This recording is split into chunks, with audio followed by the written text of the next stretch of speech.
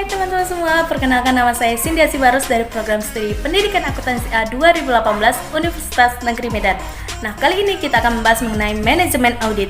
Seperti yang saya katakan, manajemen audit berasal dari dua kata, yaitu manajemen dan juga audit.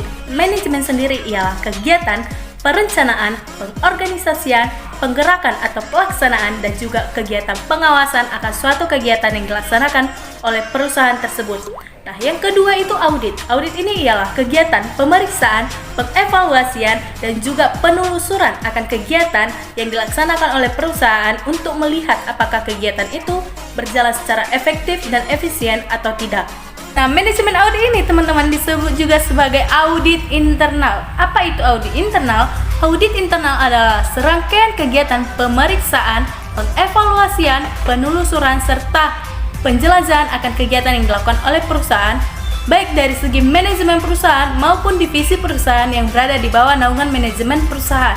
Nah, manajemen audit ini nanti akan menghasilkan suatu laporan manajemen audit, yang dimana laporan ini akan berguna bagi para pemegang saham atau yang disebut sebagai investor.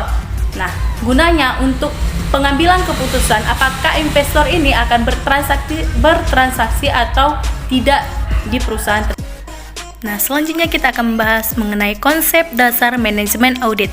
Konsep dasar manajemen audit ini dapat kita lihat dalam bagian berikut ini, bahwasanya manajemen audit ini tidak terlepas yang dari namanya POAC. Apa itu POAC?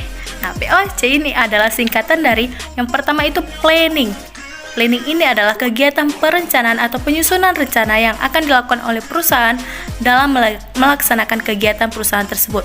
Nah, yang kedua ada organizing atau pengorganisasian atau pengelompokan serta penetapan strategi yang akan dilakukan dalam pelaksanaan kegiatan tersebut. Nah, yang ketiga ada actuating. Actuating ini adalah kegiatan penggerakan atau pelaksanaan kegiatan perusahaan dengan menggunakan strategi perusahaan untuk menghasilkan output perusahaan tersebut. Nah, yang terakhir ada controlling atau pengawasan. Nah, pengawasan ini dilakukan untuk menilai apakah kegiatan tersebut telah berjalan sesuai dengan yang diinginkan atau berjalan efektif dan efisien atau tidak. Nah, POAC sendiri tidak terlepas dari 3 komponen. Yang pertama yaitu sumber daya. Sumber daya ini terkait dengan sumber daya manusia atau para karyawan, sumber daya alam ataupun bahan baku, dan juga informasi serta teknologi. Nah, di sebelah kanannya ada itu penjelasan mengenai bahwasanya POAC ini dilaksanakan oleh manajemen audit tidak terlepas dari 4 indikator, yaitu yang pertama, laporan keuangan dari suatu perusahaan harus berkualitas. Artinya, laporan keuangannya harus sesuai dengan SAK atau standar akuntansi yang telah ditetapkan. Nah, yang kedua terkait dengan aset perusahaan. Setiap aset perusahaan harus dapat dijaga dan tidak rusak. Aset ini dapat berupa dokumen-dokumen penting yang ada dalam perusahaan maupun bahan baku yang ada dalam perusahaan tersebut. Nah, yang ketiga, setiap operasional yang ada dalam perusahaan tersebut harus dilaksanakan secara efektif dan juga efisien. Dan yang terakhir, setiap operasional yang ada dalam perusahaan tersebut harus sesuai dengan peraturan yang telah ditetapkan dalam perusahaan tersebut. Selanjutnya kita akan membahas mengenai hubungan dan juga fungsi yang ditimbulkan dalam audit manajemen.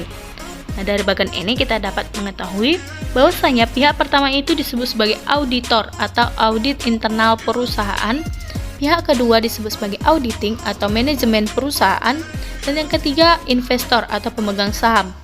Nah, dari bagian ini kita bisa lihat dari arah panahnya bahwasanya si pihak pertama ini melakukan pengauditan atau pemeriksaan atas pertanggungjawaban pihak kedua kepada pihak ketiga.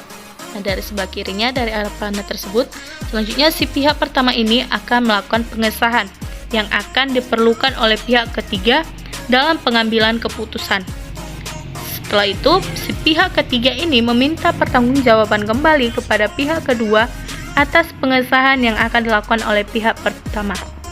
Dan yang terakhir kita akan membahas mengenai hubungan dan fungsi dari manajemen audit pada perusahaan Mustika Ratu.